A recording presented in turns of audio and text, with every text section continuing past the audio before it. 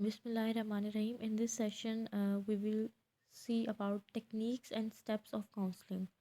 हम देखेंगे कि कौन सी ऐसी टेक्निक्स हैं जिनको काउंसलिंग साइकोलॉजिस्ट अपनी काउंसलिंग में यूज़ कर सकता है और वो कौन से ऐसे स्टेप्स हैं जो बहुत ज़्यादा इंपॉर्टेंट है फॉर काउंसलिंग। उनके बगैर जो है वो काउंसलिंग एक एथिकली जो है वो काउंसलिंग जो है वो काउंसलिंग नहीं होगी। सो हम चेकआउट करेंगे टेक्निक्स यूज इन काउंसलिंग जो है each client individual unique and different type of problems due to different type of mental level और स्टेट।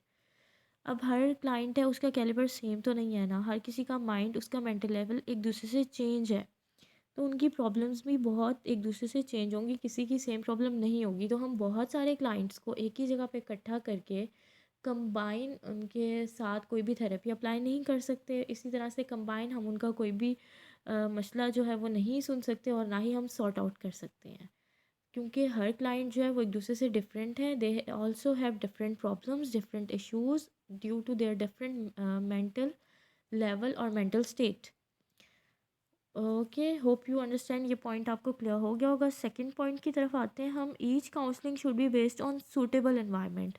अब जो काउंसलिंग है वो एक सूटेबल एनवायरनमेंट में होती है। ये नहीं है कि आप उसको कहीं पर भी आप बिठा के आप उसकी काउंसलिंग स्टार्ट कर दें। पुरसुकून माहौल होना चाहिए। एनवायरनमेंट जो है वो बहुत एक हेल्दी एनवायरनमेंट आप प्रोवाइड करके, जिसमें क्लाइंट रिलैक्स हो, क्लाइंट जो है वो फ्री ऑफ फ्री हैंडेड हो, वो फ्री ऑफ एसोसिएशन मतलब एसोसिएटिव हो, वो कोऑपरेटिव हो। एक ऐसा एनवायरनमेंट हो जिसमें जो क्लाइंट है वो खुद ब खुद ही मतलब इतना रिलैक्स फील करे कि वो आपके साथ अपना इशू डिस्कस करने में अ, मतलब कोई हेजिटेशन फील ना करे।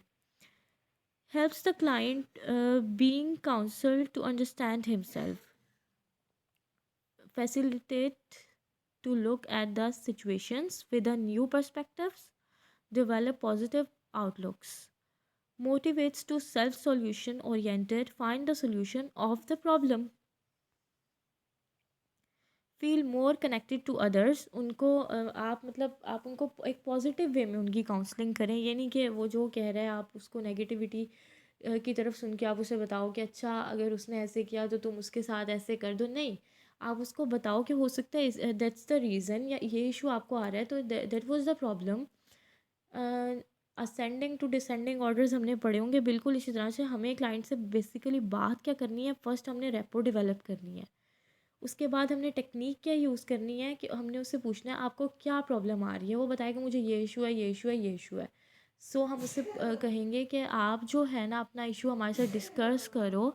इशू आप हमें बताओ कि आपकी जो बड़ी प्रॉब्लम है वो क्या है, उसके बाद छोटी और फिर छोटी। वो जब इस तरह से आएगा ना, एक प्रॉब्लम बताएगा, सेकंड बताएगा, तो आप उसको उसमें से जब सोल्यूशन निकाल के देंगे तो it will be surprising.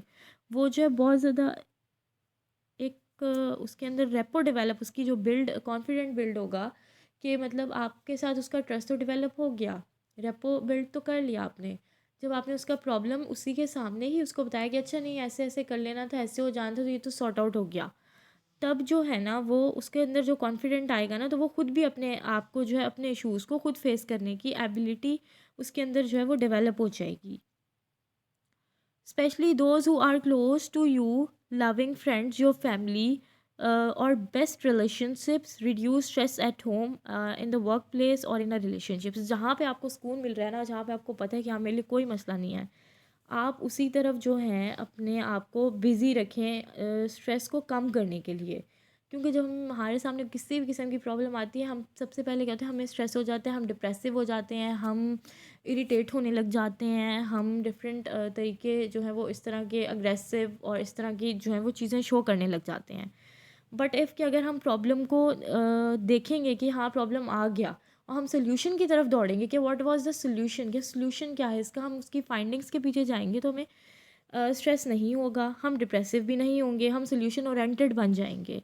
Help with your physical health by reducing emotional worries और stressors, use of some techniques, perspectives techniques इसमें आ जाती हैं। अब जो टेक्निक्स हैं ना, बेसिकली वो टेक्निक्स हैं, 2 से 3 तरह की टेक्निक्स यूज़ हो रही हैं। पर्सपेक्टिव टेक्निक है इसमें, डायरेक्टिव एंड नॉन डायरेक्टिव है। कि मतलब आप उसको खुद उसके सामने ही उसका प्रॉब्लम सॉर्ट आउट कर दो। एंड द अदर वन कि अगर वो आपके साथ फील फ्री नहीं है, इतना नहीं, अपने आप को इतना, उसके अंदर इतनी एबिलिटी नहीं है कि वो अपना मसला आपके सामने बताए, तो आप नॉन डायरेक्टिव प्रोसेस भी यूज़ कर सकते हो। इलेक्ट्रिक काउंसलिंग टेक्निक्स आ जाएंगी इसमें। और इसी तरह से थेरेपी जो यूज़ कर सकता है ना काउंसलर, क्लाइंट के साथ काउंसलिंग के ऊपर जो थेरेपीज़ अप्लाई कर सकता है, उनमें बेसिक जो एक थेरेपी है वो सीबीटी का बहुत बड़ा रोल है। CBT is the house of therapies. Cognitive behaviour therapy stand for CBT. Psycho analysis therapy को हम यूज़ कर सकते हैं, क्लाइंट सेंटर्ड थेरेपी को हम यूज़ कर सकते हैं। RIBI थेरेपी है, ABC थेरेपी, ABC मॉडल इस पे हम अप्लाई कर सकते हैं। ठीक है, इसमें जो साइको एनालिसिस है उसमें हम मतलब एनालाइजेशन करेंगे उसकी डिफरेंट प्रॉब्लम्स के साथ। और क्लाइंट सेंटर्ड थेरेपी है कि हम टॉक करेंगे, कन्वर्सेशन होती है इसमें, कि मतलब आप अपना मसला हमें बता रहे हो, हम आपको उसके डिफरेंट क्लूज़ दे रहे हैं, डिफरेंट इश्यूज़ को, उस क्राइसिस को सॉर्ट आउट करने के वेज़ बता रहे हैं, मेथड्स बता रहे हैं। तो these all the therapies are very helpful for counselling. Steps of counselling की तरफ आ जाते हैं। स्टेप्स ऑफ काउंसलिंग में ये स्टेप्स बहुत ज़्यादा इम्पॉर्टेंट हैं, एथिकली भी ये हम पर लागू होते हैं। एक काउंसलिंग साइकोलॉजिस्ट के ऊपर एथिकली ये स्टेप्स बहुत ज़्यादा लागू हैं कि उसको जो है ये अप्लाई करवाने पड़ते हैं। बट इफ़ अगर वो ये स्टेप्स नहीं बताता है, ये चीज़ें नहीं शेयर करता है, या वो कोई भी बात कॉन्फिडेंशियलिटी की बेस पर या कुछ डिफरेंट ऐसी बेसिस पर वो नहीं बता रहा है, तो it will be wrong, it not right. इसमें असेसमेंट भी रॉन्ग हो सकती है, इसमें डिफरेंट चीज़ें जो आपके साथ रॉन्ग हो सकती हैं। सो स्टेप्स ऑफ काउंसलिंग जो है हम उनको देख लेते हैं। जी, ग्रीट द क्लाइंट। फर्स्टली आपके पास जब क्लाइंट आया, आपको उसको ऑब्ज़र्व करना है, वो किस तरह का है, या उसका मूड कैसा है, या उसकी ड्रेसिंग कैसी है, उसकी बॉडी लैंग्वेज कैसी है।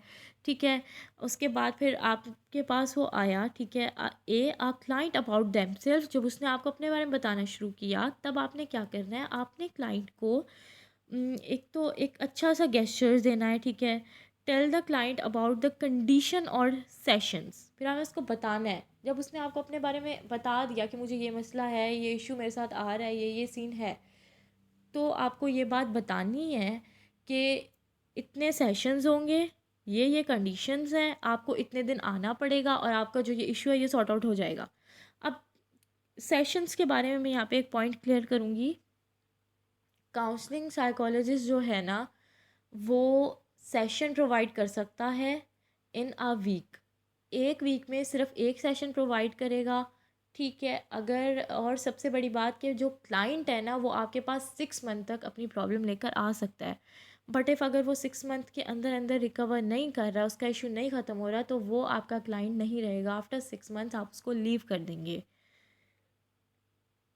और इसी तरीके से ड्यूरिंग सेशन क्लाइंट जो है वो छोड़कर जा सकता है। टर्मिनेटिंग जो है वो उसका पॉइंट आया, अगर वो विड्रॉ करना चाहे या कोई भी उसको इशू आ रहा है, तो वो बीच में ड्रॉप भी कर सकता है।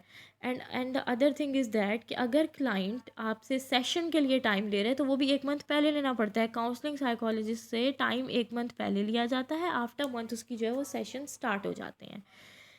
नेक्स्ट पॉइंट की तरफ आएंगे। Help the client to choose a method. फिर हमने जो है ना क्लाइंट के सामने बताना है कि एक ये मेथड है, एक ये तरीका है, एक ये तरीका है, आपको इसमें से कौन सा जो है वो सेफ़ लग रहा है, या आप किस में जो है वो फील, आप किस में जो है वो फ्री, अपने आप को रिलैक्स और बड़ा ही कॉन्फिडेंट और एक पुरसकून रिलैक्सिंग इन्वायरमेंट आपको लग रहा है, कि आपको लग रहा है कि ये वाली जो मेथड है, ये मेरे साथ अगर आप अप्लाई करेंगे तो मैं इजीली आपको जो है वो अपना मसला बयान कर सकता हूँ, या कुछ भी जो भी उनका इशू है वो आपको बता सकते हैं। तो इसमें जो है वो हम उनको बताएंगे कि आप मेथड चूज़ करो। ठीक है, फिर जो है explain to how to use a method. फिर हम उनको बताएंगे कि हम ये मेथड इस तरह से अप्लाई करेंगे। मतलब फर्स्ट सेशन में आप आए हो, आपने हमें मसला बताया, okay that's it. Second session में आप आओगे, हम आप पे कोई टेस्ट अप्लाई कर सकते हैं। ठीक है, या हम आपको जो है कोई थेरेपी आप पे अप्लाई कर सकते हैं, या हम आपको कोई टेक्निक ऐसी बता सकते हैं कि जिससे आप हमें मतलब आपका जो मसला है वो कुछ हद तक रिकवरी की तरफ स्टार्ट हो जाएगा। ठीक है। Are for return for follow up, ठीक है। और फिर हम उसको ये भी कहेंगे कि जो कुछ भी हम आपसे कह रहे हैं, जो भी आपको मटेरियल प्रोवाइडर, आपने उसको जो है वो जैसे मेडिसिन होती हैं ना, हम पेशेंट को दे उसे बताते हैं वक्त पे दवाई खानी है। तो इसमें भी हमने यही उनके साथ करना है कि हमें बताना है कि जो चीज़ भाई हमने आपसे मांगी है, या जो चीज़ हमने आपसे कही है, या जो थेरेपी हम आप पे अप्लाई कर रहे हैं, आपने उसको वैसे ही करना है। एक ये भी हम उसको बताएंगे। These are the steps, okay, and these are most important steps. Without this step counselling कुछ भी नहीं है, काउंसलिंग नहीं हो सकती है, ये एथिकली रूल्स के ख़िलाफ़ है पड़ी। और एक काउंसलिंग साइकोलॉजिस्ट जब ये स्टेप्स का यूज़ नहीं करता तो उसके ऊपर केस भी प्रोफाइल हो सकता है अकॉर्डिंग टू APA, ठीक है। APA जो है वो है अमेरिकन साइकोलॉजिकल एसोसिएशन है, उसके कुछ स्टैंडर्ड्स हैं, कुछ एथिक्स हैं, कुछ रूल्स हैं। अगर हम उनको फॉलो नहीं करेंगे तो हम पर जो है एक क्लिनिकल या काउंसलिंग साइकोलॉजिस्ट के ऊपर केस प्रोफाइल हो सकता है। तो इन स्टेप्स को फॉलो करना लाजमी है। Hope you understand. Thank you.